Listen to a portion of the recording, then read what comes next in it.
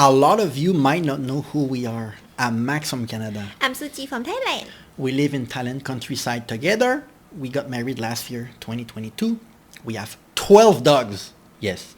If you look at the screen, there's a YouTube channel called Ryan Shirley. He make a lot of amazing travel video. And I found one, if you go down the list here, top 10 place to visit in Norway. What's up, guys? And as a Canadian, I'm always been fascinated by Norway. Jealous of Norway because of their education system, healthcare, everything, how to treat their citizen. And since we reacted to the Norway's one, the King's speech, right? Yeah. That's not a speech that anyone in Canada would give. That would be too controversial. I know that it was somewhat controversial in Norway, but in Canada, I will not pass. Even though I love my country, I love Canada, and I'm happy that I'm born there. Norway is, from a Canadian point of view, is a country that we are often jealous of. Yes. No? I'm jealous of everything. As a Thai? Yes. Okay, Of so everyone. let's react to his channel. What's up, guys? My name is Ryan, and I spent the last few summers exploring the beautiful country of Norway, and I want to show you my favorite places. So here's my Norway top 10. Top 10. Top 10. Nice. Norway has to be one of my all-time favorite countries, from the jaw-dropping fjords of western Norway to the sea mountains of Lofoten. Norway offers some of the world's most unique and diverse landscapes. I just can't get enough of this country. Alright, let's start this video off on the magical island of Senja. Now, Senja is located in northern Norway above the Arctic Circle, and it's Norway's second largest island. Senja may be one of the best places in the world to witness the aurora borealis. Oh, I'm scared. The best place in the world maybe to see Senja that. may be Oh my god. You want to see that, right? I want to see it, but why it seems like it's gonna take me with it?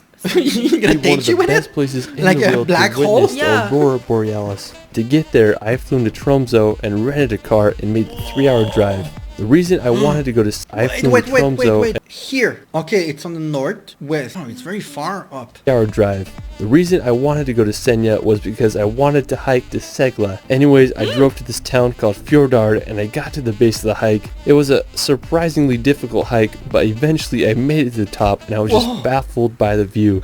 The rock formation rose hundreds of meters out of the ocean. It was just like nothing I've ever seen before. Now, Wait, look at the bottom. There's people there. Yeah. Wow. I wonder how the climate is, like the disaster when it rain, when it snow. How do you make it work over there? Because it probably get very cold in the winter, right? Yeah. The temperature. An amazing time, and I decided I wanted to spend the night on top of the mountain so I could see the northern lights. All I had was a blanket, and I used my camera bag as a pillar, so I found this little mossy cliff ledge and I set up camp there and waited for the northern lights to show up. Around 11 p.m. I woke up to the aurora borealis my above God. my head. I couldn't No believe what way. I was seeing. They moved surprisingly fast, like snakes in the Arctic sky. And seeing those lights made me feel like a kid again, and it will forever be one of the most special nights of my life. Some nights you don't need to fall asleep to start dreaming. There It are also moved like other that. amazing places on the island of Senja. There's this place called Tunga. It offers an incredible view of the sea mountains. We have 12 dogs. That's and Suji paint her face. I don't know why, but anyway, let's continue. Across the fjord. Alright, so after Senja, we're gonna head down south to the iconic Lofoten Islands. Like Senja, Lofoten is located in northern Norway, and even though it's in the Arctic Circle, it feels like you're on a tropical island there. I was lucky enough to go there about 2 summers ago, and I had an incredible journey road tripping through Lofoten. The mountain's so close, and it's summer probably, right? It doesn't look cold at all. It's so good. Wow, I'm jealous of that. Any animal? Yeah, but it's a good place to live with your dog, I think, for us. Like, it's live in the countryside. That seemed like the countryside. It Our looks very first pit good. stop was at this fishing village called Henningsvjar to see the world's most scenic football field. When we got there, we sadly didn't have a Henningsvjar to see the world. What the hell? It looked like an airport. They're gonna land the plane there. Yeah. Damn, it looks so good. Most scenic football field. When we got there, we sadly didn't have a soccer ball, but we had a good time playing on the field and enjoying the incredible views of Henningsvjar. We kept on driving and made it to the iconic town of Rain. Now, when you think of Norway, this is it. Rain it has made it in to the French, rain means queen. Like a queen. town of Rain. Now, when you think of Norway, this is it. It has those red houses surrounded by massive sea mountains. In my opinion, I'd have to say that Rain is the most beautiful town in Lofoten. Hey, was sea there- mountains. In my opinion, Was there people living there? Or it's the rock. Is there a house in that top? Yeah. Wait, the top. I'm blind. I don't see think well. there's some house on. I'm not sure. on the top. I have to say that Rain is the most beautiful town in Lofoten. When I was planning my road trip to Norway, I remember seeing pictures of this place and I just couldn't believe it existed. Now, if you want to do an amazing hike, I'd recommend hiking to Kvalvika Beach. Now, it's about a 4-kilometer trek, and I promise it's worth it. When you get to the beach, you're going to be amazed by the landscape. It has mountains that reminded me of Switzerland, ocean that looks like the Caribbean, and it's as green as a tropical the number island. of beaches. I just can't believe places like this exist, especially in the Arctic Circle. My God. When we were there, we really wanted to get a good vantage point for the sunset, so we hiked up to this vantage point, and I just got one of my all-time favorite shots. I mean, I just couldn't believe those colors, from the orange mountain to the green slope. You know when I noticed?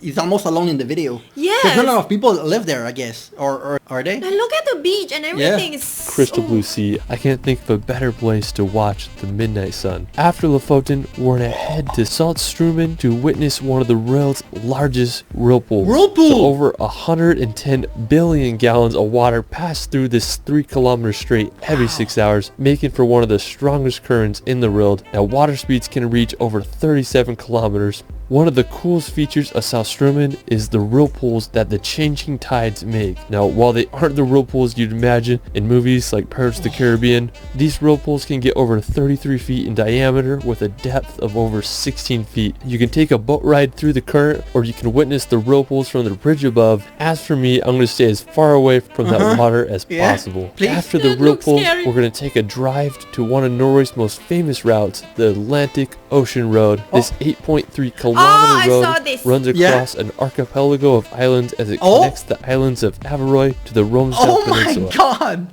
This is crazy. And it's amazing that there's not probably not a lot of natural disaster. We live in Asia, right? In Southeast Asia. So natural disaster happening in Indonesia, in Japan, in Malaysia, in this country. These kind of island would be very difficult to have a road like this. They would get destroyed every time. But you seem to guys be maybe lucky with the natural disaster. Look at the island, the little one. It looks like human-made, to be Yeah, honest. mostly. The Atlantic Ocean Road was completed in 1989 and cost 122 million Norwegian krone to make. It's made up of 8 bridges and 4 resting places. Wow. The route is an impressive feat of engineering, and it won the Norwegian Construction of the Century Award. So if you decide to go on a Norway road trip, you have to take a drive on the Atlantic Ocean Road. Whoa. While we're still on the topic of roads, if you drive just 2 hours south, you'll reach another... Wow! What the hell? From that angle, it looked crazy. And there's water coming from below the car there, at the bottom. Yeah, that one of look like Norway's water. most famous routes, Trollstigen. Now, Trollstigen, or the Troll's Path, is a serpentine road that makes over 11 hairpin turns as it descends on a 10% decline to the valley below. Trollstigen has 2 powerful waterfalls that pass through the road. The Stigfossen waterfall has a total height of 240 meters. I mean, that's just freaking huge. Another really cool place in the area is Trollvingen, or the Troll's Wall. It's Europe's tallest vertical overhanging rock face at about 3,600 feet high. I mean, just unbelievable. Alright, after Trollstigen, you can make the 2-hour drive south to visit the Geirangerfjord. Now, Geirangerfjord is one of Norway's most popular destinations. The fjord is over 260 meters deep. Yeah, now there's people. Massive mountains that are over 1,600 meters high. There are many viewpoints to get the best perspective of the fjord. Because it's going more south now. One of the most spectacular features of Geirangerfjord is the Seven Sisters waterfall. The waterfall consists of 7 separate streams that descend 410 meters to the water below. The best way to see the fjord is by boat. You can take a cruise ship or a 1-hour ferry at Geiranger to Helisilt for about $35. This is by far the best way to witness the waterfalls and majesty of the fjord. Another amazing nearby destination is Lovatnet. The lake is about a 2-hour drive from Geiranger. Now, Lovatnet is home to some of the most beautiful lake water. It has a unique turquoise hue with incredible backdrop of the mountains. While Lovatnet is stunningly beautiful, the area has had its fair share of tragedies over the last few centuries. In 1905, a massive rock from the Rumnefjell mountain came loose and fell 500 meters where it hit the water, and it caused a 40-meter tidal wave that wiped out a small village completely off the map and killed many others. Despite the a huge rock fall in the water.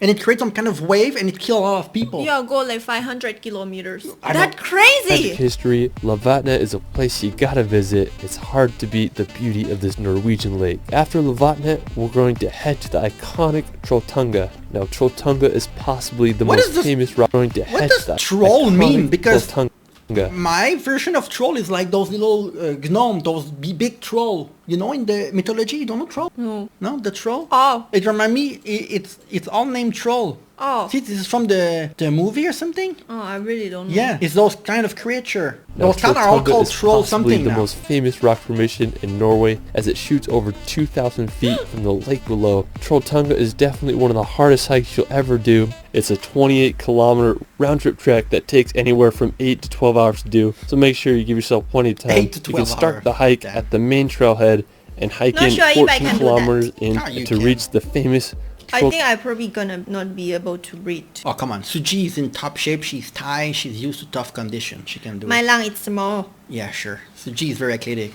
Trolltunga rock. If you go between it's true. June 1st and September 30th, you don't need a tour guide, but if you go in the Wow. winter months, you definitely need one because it is a little sketch. While it is a strenuous hike, it offers some of the best views in Norway. After Trolltunga, we want to Again, head look at over this. to Lysefjord to Like a drive snake. down Norway's And it's craziest up. road. Now, Lysefjord is a small village that's about a 6-hour drive from Oslo. Oh. Now, what I think is so scenic about Lysefjord is the road Oh my that God, leads gonna down puke. to it. It consists of 27 hairpin turns that descend down the fjord to the 27 village turns. below. When you're at the bottom, you're going to be amazed by the surrounding walls of the fjord. If you're down for a hike, you can trek 12 kilometers to Geirangerfjord, which is There's a lot famous of for its a rock. lot of fjord. A deep, narrow, and elongated sea or lake drain with steep and on three sides. Okay, it's like the mountain, right? The mountain of a fjord is soon shallow. The sea bottom. We have a name in French, but I'm not sure if it's the West same between the cliff the same walls. thing. Looks a little sketch to me, It's like but hey, a I'd send cascade it. in French, After but I'm not sure if it's the same Lysefjord, thing. we're going to head over to the nearby Pulpit Rock. Located in the guys have same a lot of fjord as mountain like Lysefjord, this. Pulpit Rock is a famous flat-top cliff with a straight drop And they are of over so- it 600 looked like it's a meters. human that to did get it there, you so can park straight, in the but base it's, camp uh, and make the 6-kilometer hike. The rock can be super packed, so if you want to avoid the crowd, you can wake up super Wow, so early many and get to people. Pulpit Yeah. Rock before everybody else. I just can't think of a better place to watch the sunrise. I just can't believe how big the cliff walls are. I mean, it just goes straight down to the Whoa. fjord below. I mean, just such a stunning and unique place. Alright, to finish this video, we're going to head back to the Arctic Circle to one of the world's northernmost inhabited Is it- areas, Svalbard. I know Now, I know he was gonna do that. This is So the go town that is it the town that get like cold for like 24 hours, no sun, something? People make video about this town. Oh, and the town YouTube with video. a lot of bear. Polar bear. Yeah. I think it's this town people talk about in video. right between Yeah. the North Pole and Norway. The capital of Svalbard is this town called Longyearbyen, which has a Yeah. population of a whopping 2,000 people. What's cool about Svalbard is that it's a visa-free zone, so basically anyone can move and work there. The archipelago is also home to the Svalbard wanna go? Global Sea You wanna Vault. go? I would go. Apparently, if people yeah, you need to become the bear. It's crazy. Where thousands of But- the world's seeds are kept in case of a global catastrophe. The biggest danger on Svalbard is Yeah, the Arctic see? cold and polar bears.